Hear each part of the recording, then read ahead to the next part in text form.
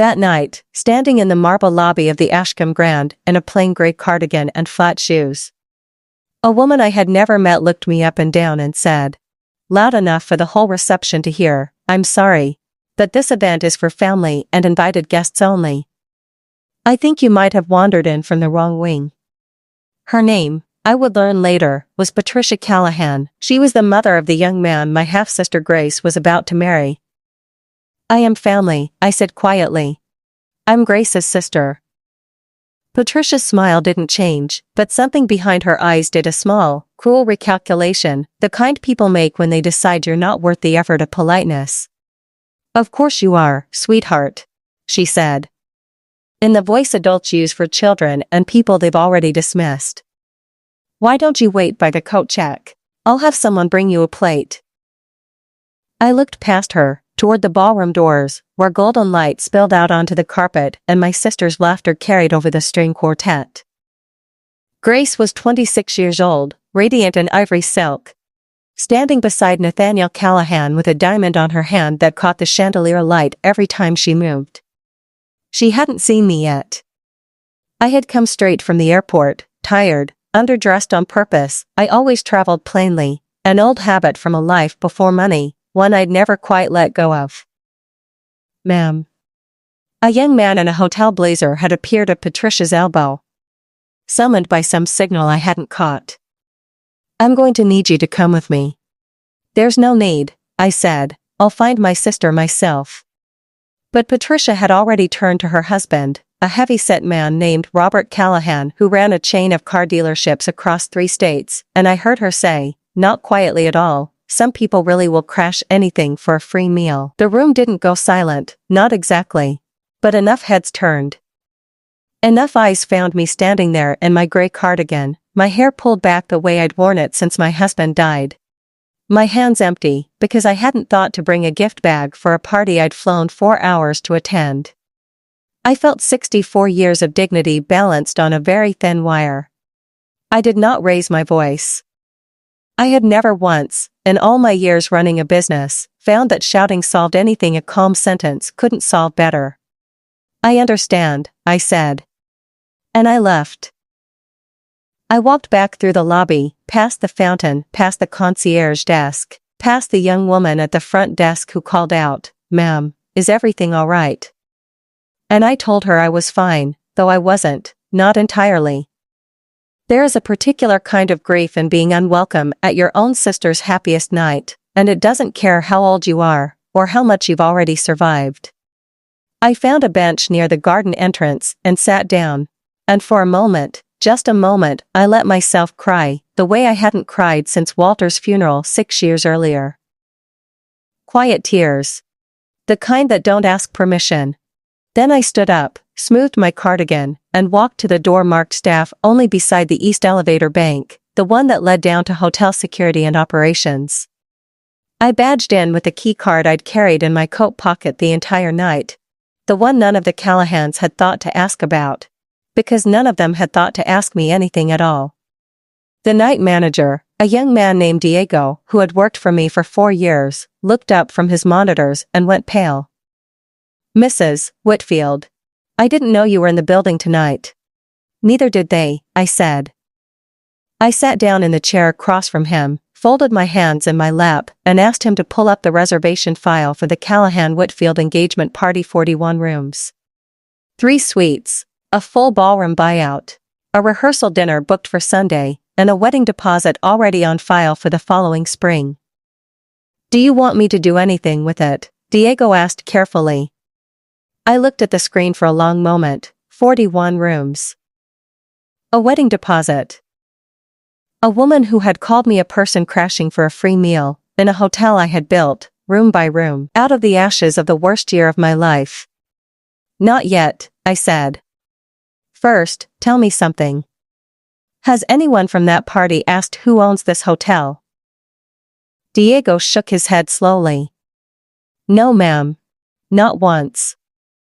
I hadn't expected them to.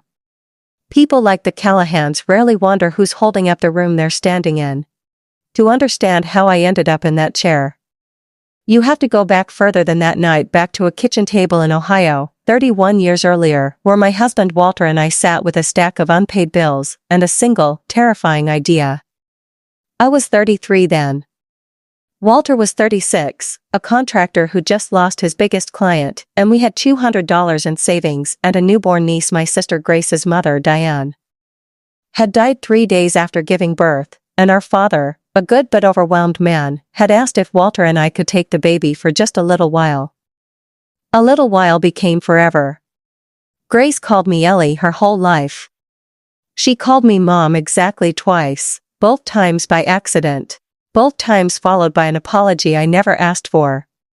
Walter and I didn't have children of our own, a long quiet grief I don't need to unpack here, and so Grace became, in every way that mattered, ours. I nursed her through croup.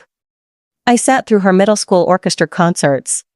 I taught her to drive in an empty church parking lot on Sunday mornings, both of us laughing every time she clipped a cone. The hotel came later, and almost by accident. Walter had started small, renovating a rundown motor lodge off the interstate that nobody else wanted, turning it into something people actually chose to stay in. One property became 3. 3 became 11. By the time Walter died of a heart attack in our kitchen, the same kitchen where we'd once counted $200 and decided to keep a baby, Whitfield Hospitality owned 14 properties across the Midwest and South, including the crown jewel, the Ashcombe Grand, opened the year Grace turned 21.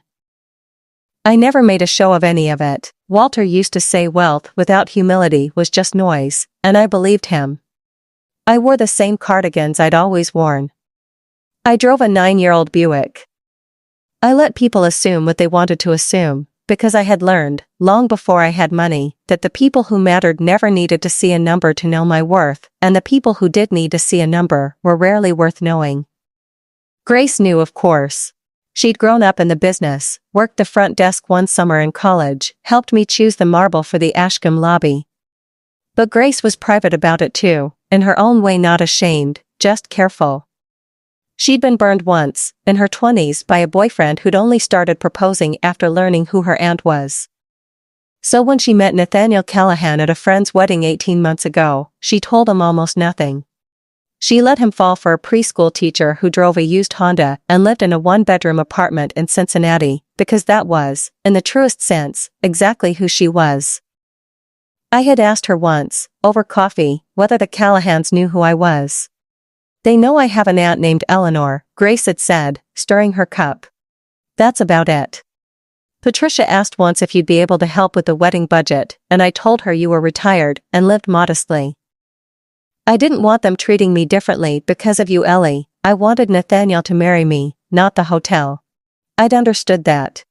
I'd even admired it. What I hadn't accounted for was what would happen when the two halves of Grace's life collided in a hotel ballroom, and I walked in looking exactly like what I'd always looked like, an ordinary woman in a gray cardigan standing in the one building on earth where I had every right in the world to be. Diego was still watching me, waiting, the cursor blinking on the reservation screen. Pull the contract, I said finally. The one Robert Callahan signed for the wedding deposit. I want to see the cancellation clause. He hesitated. Mrs. Whitfield, are you sure? Grace's whole engagement party is still going on upstairs. I thought about my sister's face, lit gold under the chandeliers, and the diamond catching the light every time she laughed. I thought about the $200 on that kitchen table, and the 14 years I'd spent building something so that no one in this family would ever again have to feel small in a room they had every right to stand in, including apparently, me. I'm sure, I said. But I'm not going to do anything rash. Pull it up. Let's see exactly what Robert Callahan agreed to when he signed his name to my hotel, and let's see how fast a 5-star reservation can unravel when the person he humiliated tonight turns out to be the only signature on the deed. Diego turned to his keyboard. On the screen behind him, the security camera feed showed the ballroom still glowing, still full of laughter, the Callahans moving through their guests like people who had never once, in their whole lives, worried about which door they were allowed to walk through. They had no idea yet what was coming. Neither, if I'm honest, did I, not the whole shape of it, not that night. I only knew that something in me, something patient and quiet that had waited 31 years to be seen. Had finally run out of room to stay silent. Diego pulled the contract up on the second monitor, and I read it the way I read every contract that crossed my desk slowly, twice, looking for the sentence that mattered more than the rest. Robert Callahan had signed for the ballroom, the 41 rooms, and the wedding deposit 6 weeks earlier. He'd negotiated a small discount on the block rate, which told me he was the type of man who negotiated everything, even things that didn't need negotiating, because winning mattered more to him than the amount. The cancellation clause was standard 30 days notice for a full refund. Anything inside that window forfeited 50% of the deposit. Nothing unusual. Nothing that gave me any special power I didn't already have simply by owning the building. And that was when I understood, sitting there in the quiet hem of the security office, that I didn't actually want power over a contract. I wanted something much smaller and much harder to get. I wanted an apology that meant something, and I knew, even then, that Patricia Callahan wasn't going to give me one just because I asked. "I'm not canceling anything," I told Diego, "not tonight." He looked relieved and a little confused. "Then what do you want to do?" "I want to go back upstairs," I said, "and I want you to do something first. Pull up the general manager on duty. Tell her Mrs. Whitfield would like her introduced to the guests at the Callahan-Whitfield party by her full title." Diego's eyebrows went up, but he didn't argue.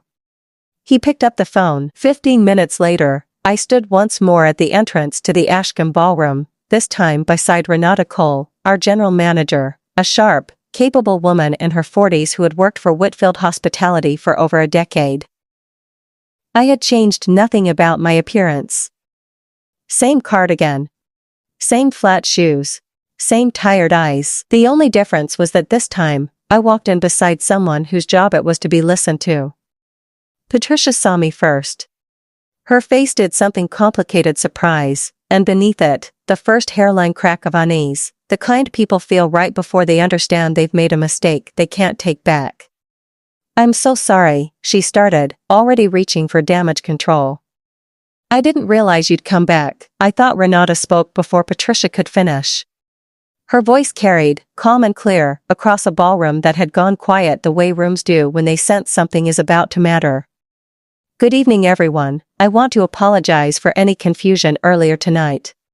I'd like to formally introduce Mrs.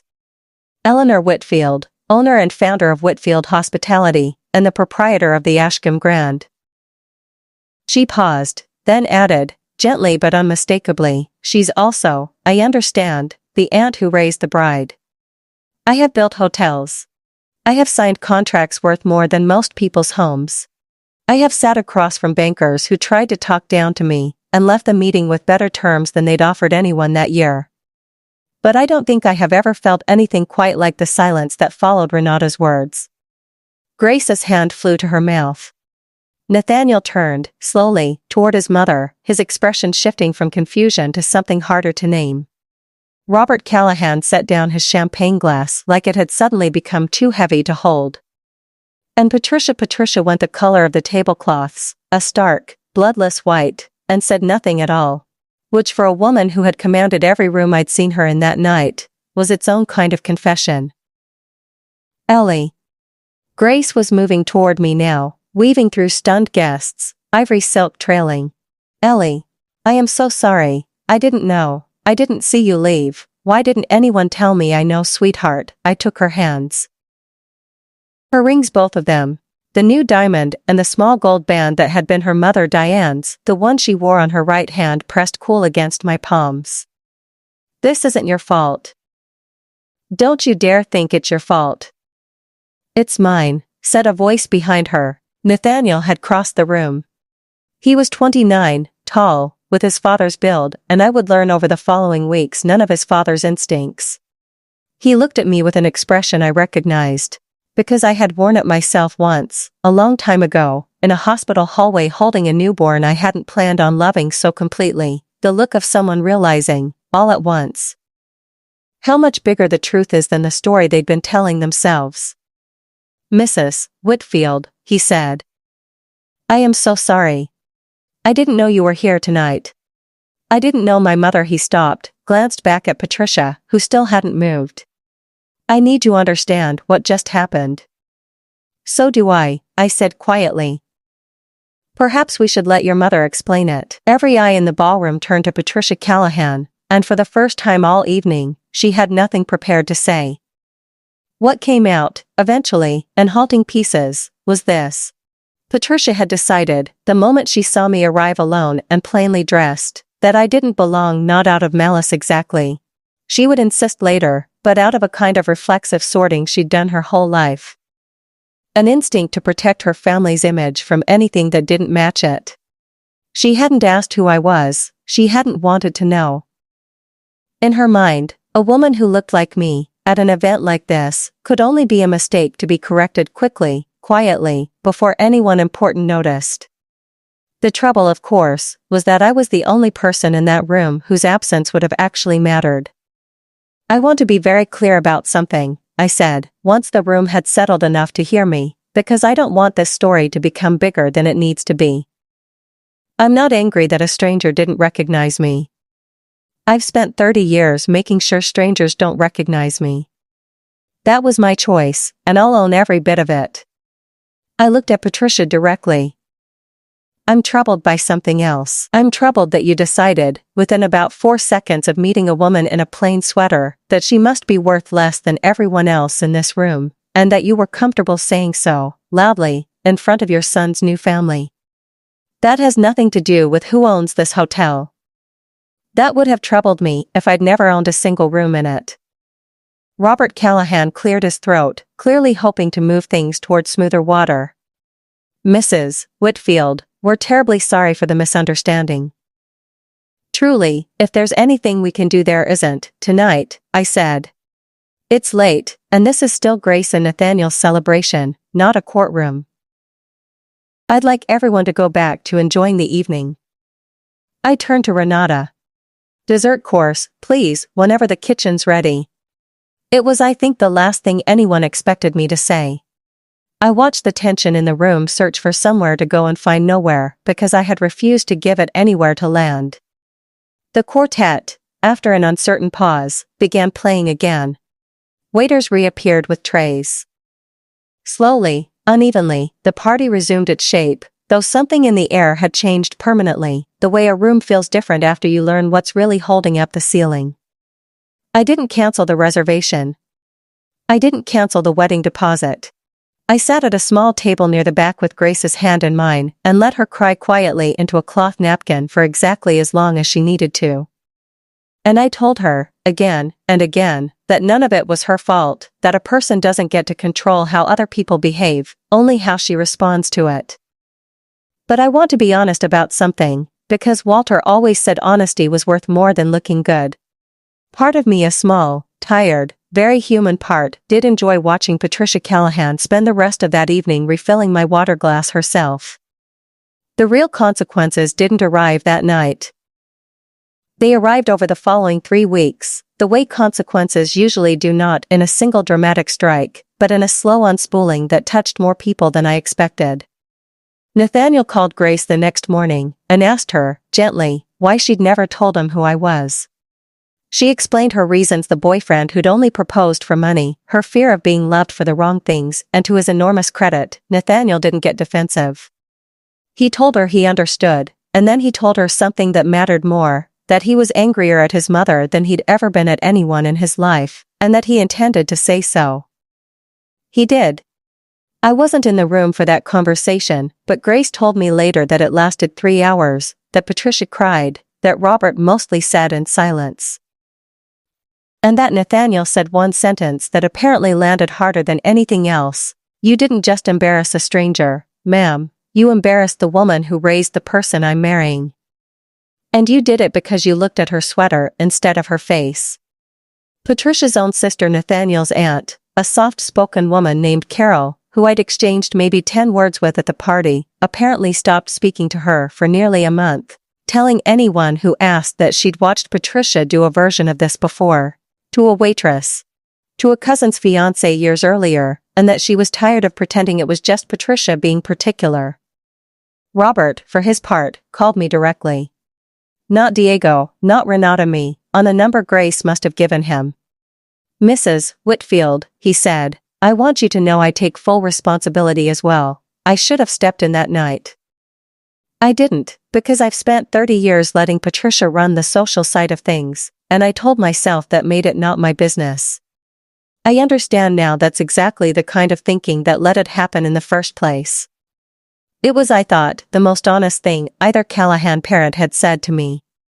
I appreciate you calling, I told him. But Robert, the person you owe that conversation to, isn't me. It's my sister.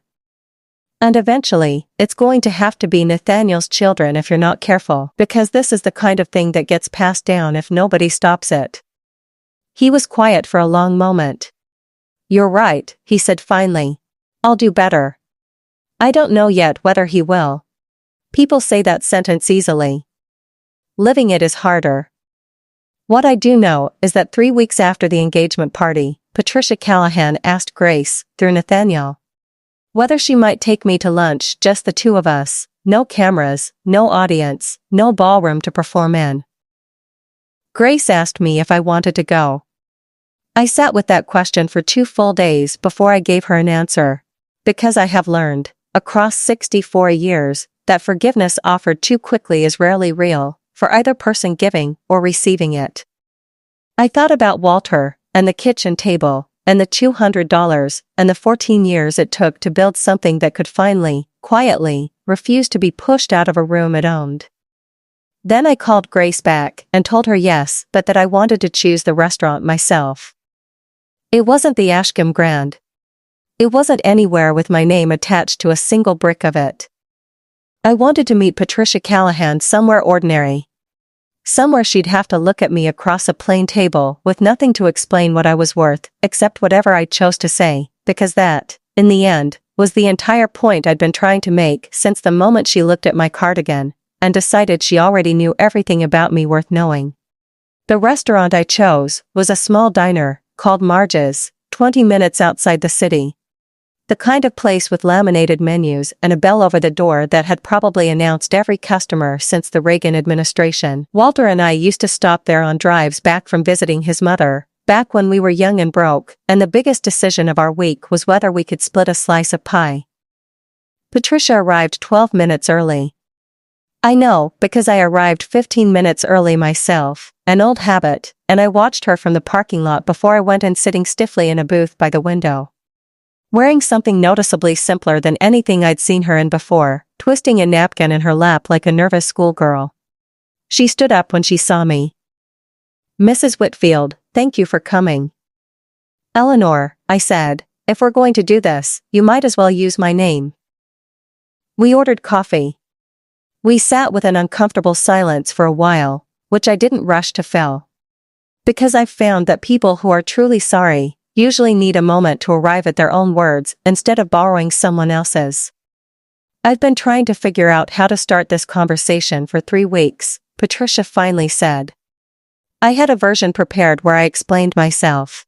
Where I told you about the wedding I was planning for my son, and the vendors, and the stress. And how I get when I'm overwhelmed. She shook her head slowly. But every time I rehearsed it, it sounded exactly like what it was an excuse. So I'm going to skip that part. I'd appreciate that. I looked at you and I decided, in about 4 seconds, that you didn't matter, she said. That's what my son told me, word for word, and it took me 2 weeks to admit he was right, instead of arguing about the phrasing. I've spent my whole life sorting rooms like that, Eleanor, who matters, who doesn't, who gets my attention and who gets waved toward the coat check. I didn't learn it from money. I learned it from my own mother, who did it to waitresses and mailmen and anyone she decided was beneath the version of herself she wanted people to see. I promised myself I'd never be her. Patricia's voice caught, just slightly. And then I did the exact same thing, in front of my son's whole future family, to the one person in that room who'd actually earned everything in it. I let that sit for a moment. Outside the window, a school bus rolled past, and I thought, unexpectedly, of Grace at 7 years old, missing that same bus on a rainy Tuesday, and me driving her to school in my work clothes, because Walter had the truck. I'm not going to tell you it didn't hurt, I said. It did. Not because I need strangers to know who I am. I've spent 30 years making sure they don't. It hurt because for 4 seconds, in front of my sister and the family she's marrying into, I was exactly as small as you decided I was. And I know what that feels like from the other side, Patricia. I spent the first half of my life being underestimated by people who never once wondered whether they were wrong. What can I do? She asked. Genuinely, not to fix the ballroom, to fix this. I thought about it honestly before I answered, because I didn't want to hand her a script either. Don't do it to the next person, I said. That's the whole thing. Not to a waitress, not to whoever ends up seating you at your son's wedding. Not to whichever grandchild someday brings home someone you don't immediately understand. That's the only apology that will still mean something in 20 years. Patricia nodded slowly, and something in her shoulders loosened. Like she'd been bracing for a harder sentence and hadn't expected a simple one. There's one more thing, I added. Grace is the daughter of my late sister, and the only child Walter and I ever raised. I built everything I built so that she would never again have to feel like she didn't belong in a room. I need to know that marrying into your family isn't going to put her back there. It won't, Patricia said, and for the first time all lunch, her voice didn't waver at all. I promise you that. Whatever else you think of me, I love my son, and he loves her, and I am not going to be the reason either of them has a harder marriage than they deserve. We didn't hug, we didn't cry into our coffee.